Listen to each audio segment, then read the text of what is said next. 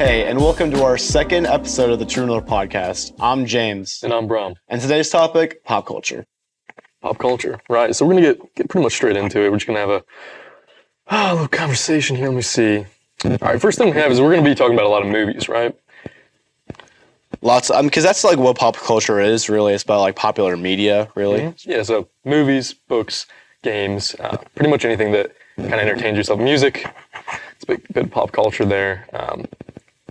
We might not get to all of those topics, especially today, but we'll get to mainly movies. That's what a lot we have prepared. Mm-hmm. And we're going to talk about movies that came out this year already, and that are going to come out later in the year in the theaters. So if you don't live under a rock, probably heard of Dune, right? Dune came out, it was 2022, I believe, 2021. The original release was something like that. They had a 1984 previous and then early 2000s miniseries, but there was a re-release, kind of a remake. There was a movie made a few years back. It did pretty well, won some awards, I believe. And just recently, Dune 2 came out, the sequel. And then that actually, that sums up the first book. So there were 6 books written by Frank Herbert, and 22 in total after his death. His son, Brian, continued the series to make it a 22. But you and I both experienced the movie, and I would say it was quite a pleasant time we had. It's quite an enjoyable experience, I'd say. Even if I'd say you'd have to watch the first movie to know what's going on. You don't have to read the books, obviously. It's nice knowing what's going on, having a general idea of what's going on. Because it's an adaptation. It's not like exactly from the book. For sure. As reading the books, I can say, yeah, there's some differences there to try to make it kind of flow for people that haven't watched it. But I recommend reading the books, but if you're not a reader, you don't have that much time, just chill and watch the movies. They're really a nice treat. Take a little bit under 3 hours out of your day, watch Dune 1, and then you can watch a masterpiece with Dune 2. Say, what would you rate Dune 2? Dune 2. I would say out of 10. I think we've actually had this conversation behind closed doors before. But, Dune 2 is pretty perfect as a movie, right? But as a reader of the book, I see some differences between the movie and the book that I didn't like so much. I understand why they were made, but I didn't like them. So I would probably put Dune 2 at a 9 out of 10. But if I hadn't watched it, it's probably a solid 10 out of 10. I think a masterpiece. I would also give it, an 8.5 out of 10 as a, I watched the first Dune on a plane. I tried getting my friends to watch it one time at Shaw. I was like, oh, we don't want to watch this. It's like the original Dune, right? Sounds like you need some new friends. Yeah, I need some new friends, and that's what I got some new friends. And I actually got some new friends and watched the new Dune with them. We actually quite enjoyed it.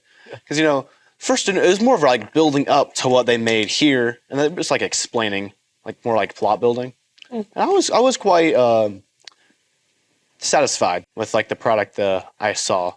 Lots of really good performances, I'd say, and then because usually people either you can watch movies for the story, the entertainment value, and I think it really did it was entertaining and it was a good story, and also it didn't feel it was a 2 hours and 45 minutes long approximately, right? And it didn't feel like it was drawn out like a lot of movies that are that long are. I think the only thing that was drawn out was the amount of time I had to sit on an uncomfortable theater seat.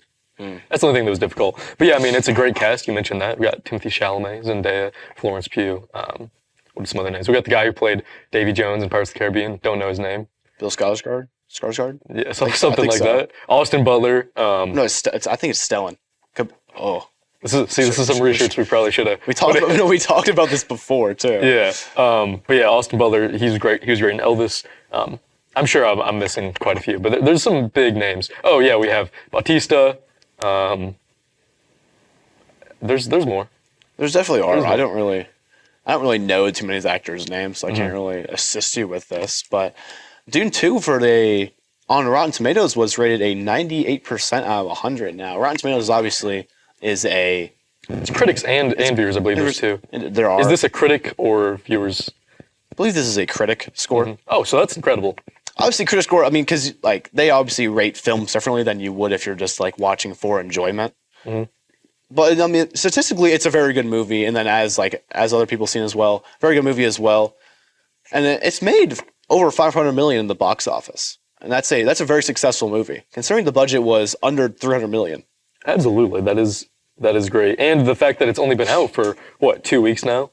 It's gonna be out for a lot longer too. For sure. And I actually did hear that the box office it's still going good. There's still a lot of people watching it. There was the big release around the popcorn bucket, the little suspicious little worm peeping out of there.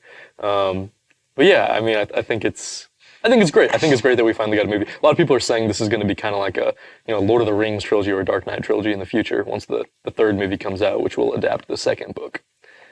Now, are they overrating it though? Maybe I don't know. I don't think so. I don't know. They could be because everyone's trying to like look for the next like popular series. People are really invested in series rather than standalone films like very often, and lots of those franchises try emulating like what people did before. Yeah, well, I mean, that's another thing. Dune is a very original idea because it was written in the, I think it was the late 60s, 70s. I really don't know the actual date, but I mean, Star Wars was actually based off of Dune, so that's a pretty huge thing there. Don't want to talk the whole time about Dune, but I think the first movie, like you said, it's like building action. Then I would say the second movie is kind of the climax, and then kind of wraps up the first book. But I definitely think the first movie is also a masterpiece in its own, just a little bit less climactic, I guess, and sometimes. All right, moving over to another movie that's also in the theaters currently. We have Kung Fu Panda 4. Lots of the childhood favorite of lots of people. Kung Fu Panda 4. I can say, I mean, when you go to bed at night, right, you should thank whoever you want to thank that you were born in the generation to experience the Dune movie and the Kung Fu Panda movie within the same month. At the same time. At the same time. You can see them the same day if you really wanted to. I highly recommend it. It is a good chunk of your time, but I mean, Kung Fu Panda, we have Jack Black as the voice actor. He delivered a banger of a song, actually, with this movie, and I think out of the four, you haven't watched it yet, have you? I've not seen it yet. Yeah, and you're not actually familiar with other Kung Fu Panda movies. Not too familiar, but I do know parts. Do you see some TikTok clips occasionally? Mm-hmm. So you heard it here first. James Bellich is a liar. He doesn't know what he's talking about. You don't know what you're talking about. I said it's a childhood favorite. That's not a lie. Is it not your childhood favorite? I said it's a childhood favorite, and now you're telling me as a liar to the audience. Mm-hmm. I feel kind of insulted now. Might tussle with this after the podcast, but I would say it's not quite as good as the first three, but it's still a great movie because the first three are on such a pedestal so high. I mean, from those clips that you've seen, how do you feel about Kung Fu Panda? I do really support the idea that the panda knows Kung Fu. That's really enjoyable because, it's like, what's a lot of these fantasy worlds, especially animated films, like you can really create whatever you want, whatever stories you want, you can make. And they really made lots of theirs. Mm-hmm. And lots of people did support it. I do think sometime I will like tune out. I haven't been the biggest fan of animated movies, but lots of times I think they are very underappreciated, I'd say. Mm-hmm. Yeah, for sure. Let me see. But yeah, Kung Fu Panda is great. Let me check out. What else do we have coming out soon?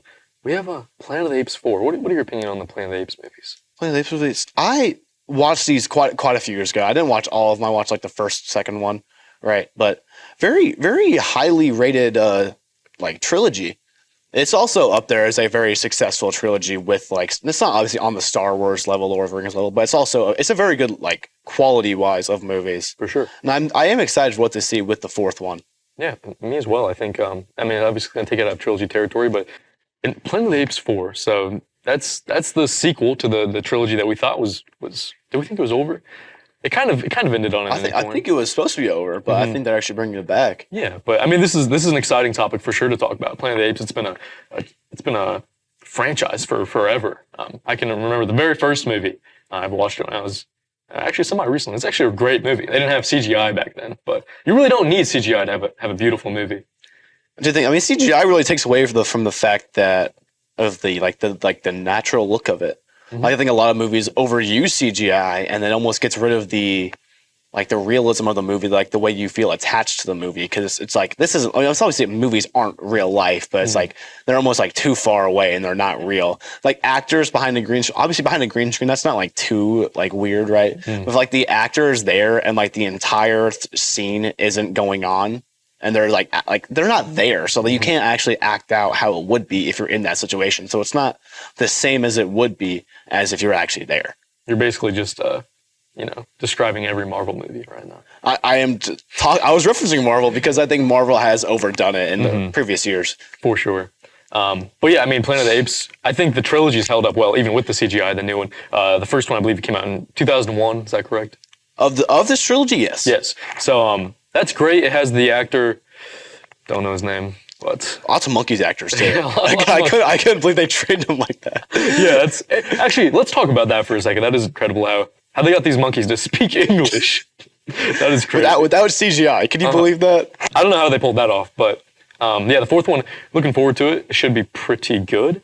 I don't know. I don't have a whole lot. I don't have a release date. I'm sure it does, but It's coming out within. I think it's coming out This April. summer. This is in what we have is in like order of release date. This is not Okay. like we don't have the release dates out here, but they I will. wasn't aware of that. so They it's are good to know. they are in order. Okay, all right. So yeah, so that's going to be coming out. That's on our list of what we're thinking. That is the biggest release. Okay.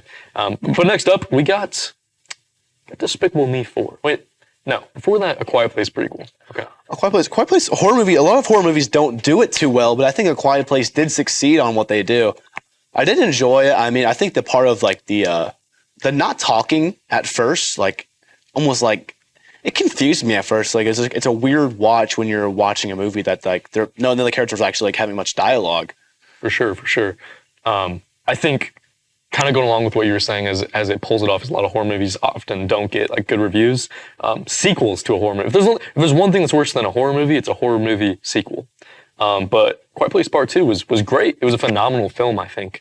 And the fact that they're making a prequel to kind of explain how the world turned upside down with the aliens, I think it's a good idea. I think it should be pretty good. I hope it's the same director. I really am excited because it's kind of like similar to like a Bird Box film. It's like, how did the world get this way? They don't really explain it a lot of times, and I will be interested. I will be tuning in. Yeah, they showed a few clips, I think, of like news reports or whatever. But yeah, it's definitely exciting. It's something to keep looking forward to. I believe that comes out in the summer in June or July, sometime around there. Despicable Me 4. All right. Talk about Minions. Talk about little... Who doesn't love Minions? I mean... I have lots of Minions in my room, I'll say. Oh, yeah? Yeah. I've never met somebody who doesn't love just a tiny, short, fat, yellow Minion. In overalls, occasionally. Yeah, true. Maybe he'll run nothing, though, you know. If you watch the Minion movie, you might know something about that. But I mean, yeah, they got the slick back hair. They've got these really nice goggles. They are peak fashion. I think we should probably take some notes from that. We live hardworking citizens. That's true. Blue collar. Yeah, and guess what? Often they're not even getting paid. They do it for the love of the game. They'll steal the moon for fun. And that's true. That is true. So yeah, Despicable Me 4, definitely take your kids. If you have kids by then, take your kids to Despicable Me 4. That should be a beautiful showing. Should be lots of happy little children. This is like the equivalent of Kung Fu Panda 4 for maybe a slightly younger generation, maybe. Like, I was a big fan of Despicable Me. Like the whole audience. Like, I think if you're a kid, like you will grow into a new person, maybe a new joyful person, and your kids will be different after this experience in a very good way. I mean, Gru is a role model. He actually has kids in this movie too. Do you see that? And he adopts. He does good things. He does charitable things, and he doesn't stop himself from having fun. That's the big part of it.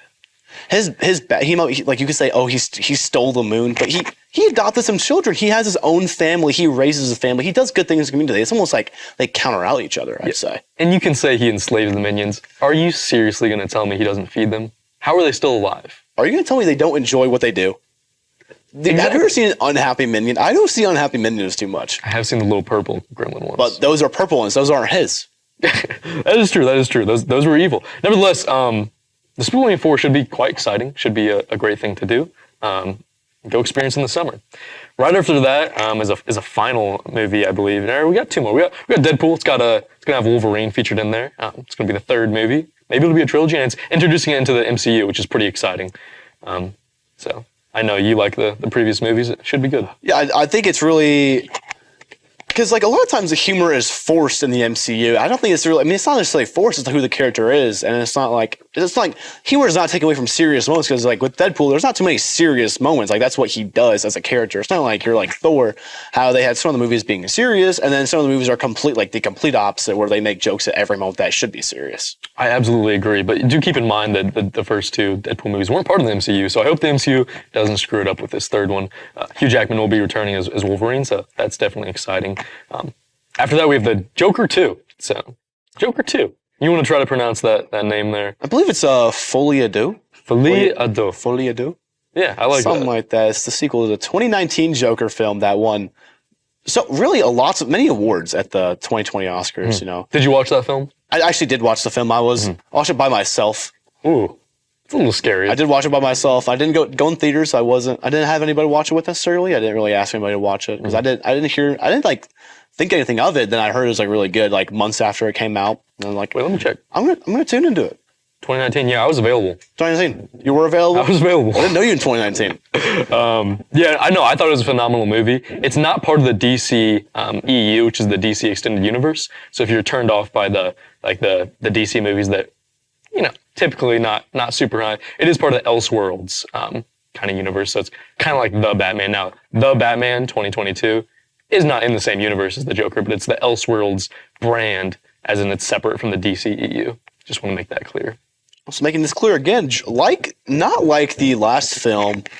This is actually a musical. It's described as a musical psychological thriller. And if you don't know what folie à dos means, right? It means a rare disorder characterized by sharing a delusion among two or more people in a close relationship, and that is, I believe, referencing Joker's relationship with Lady Gaga's Harley Quinn. And Lady Gaga as Harley Quinn I think it's a phenomenal cast. I think it's interesting. I loved Margot Robbie as Harley Quinn. Have you watched hers? I have not, but okay. She's actually a really good actor. I do appreciate her. She's a great actress. 2016 Suicide Squad, and then you have the 2022 Suicide Squad. That was also great. And then she's also in Birds of Prey.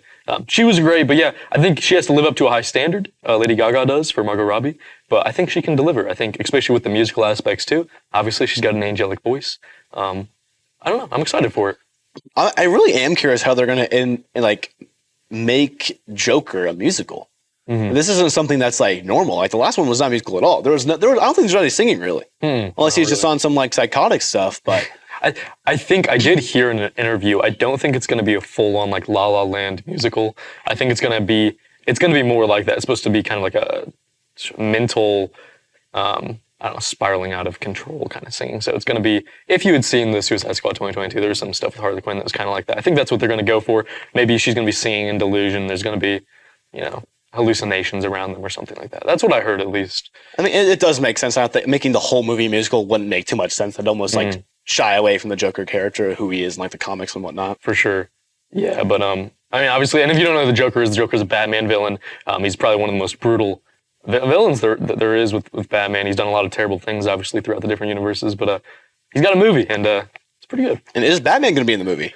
Will he make an appearance? I don't think he would, but it would be interesting. I don't think so, because it was a creative, kind of strange approach, whereas in the first one, you are introduced to Bruce Wayne, and I think he's like 9 years old. Oh, yeah, that's true. Yeah, so probably not a Batman unless we have a big time gap. But I don't think there's a time gap, really. Yeah, and even if there was, he'd be like 60 years old then by the time Batman could be Batman. So, I don't know, definitely something to look forward to. It's pretty interesting. But yeah, I think a new Harley Quinn is great. We could always use another Harley Quinn. And that's that. That's that. Coming after that is Smile 2. You've watched the first Smile, I haven't. So I watched Smile 2 in theaters, I will say. And very, very, very good movie. Lots of horror movies, obviously, we talked about this earlier, don't live up to maybe expectation or just like are like very poorly rated. This was not a bad movie by any means. It was actually I'm kind of turned off by like scary movies, kind of, because like they're not like as scary as you watch. Scary.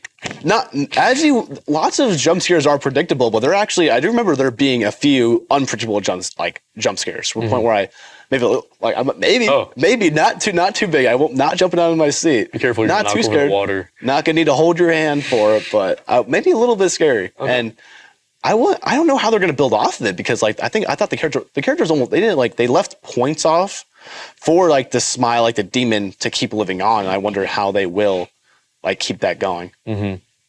I mean, have you seen it? I have not seen it. Oh, I would recommend, if you ever are watching. I don't know. Like looking to watch a horror movie. Yeah, I mean, horror. It's a little spooky. I'm typically alone, watching a movie in my basement with a little horror on the screen. I don't know if that's really what I'm looking forward for, but I'll keep an open mind. Right? Maybe it's Halloween next year. Maybe I'll give it a watch. I don't know. It's coming out this year. I don't know why I'd wait till next year. I'm talking about the first one. Okay. Probably not gonna watch it in theaters. But hey, if you like horror movies, go and watch it. Turn to Smile 2. Yeah. All right. After that, also forgot to incorporate this with the Joker, Lady Gaga. Talking about media, right? We're gonna be coming back to movies shortly, but I did just want to incorporate Lady Gaga is actually now a current skin in Fortnite Battle Royale. Okay. It's because of the release of her album last year, which is called Chromatica. What do you think Chromatica means? I'm not sure. Chrome is probably maybe the root word. Chrome. I don't like Google Chrome. I don't know. I think isn't Chrome like a sort of like shiny color or something? Maybe. I think Lucy had a song called Chrome Hearts, but I don't know what Chrome means. Maybe I shouldn't ask that question. I don't want to get too Maybe deep you shouldn't have, into what Chrome means. But I did want to bring that out. Lady Gaga is a skin in Fortnite. If you want to play as Lady Gaga and play Fortnite, If you want to play as Lady Gaga, like play her songs, you can even go to the Fortnite festival. you can. That is an actual fact. And you can also buy her songs in the item shop and play them with your drum. Maybe even like a little microphone or like bass guitar. I think so. Yeah. I don't really know, but I definitely do recommend doing that. Go ahead and check her out. Fortnite's got something like for everything now. They've got lots of characters of real people now. For sure, yeah. It's not a meme game anymore either. I mean, they had a partnership with Disney. They said that's coming out within a few years. I mean, that's insane. A Disney partnership where they're going to be combining the Fortnite world and the Disney world.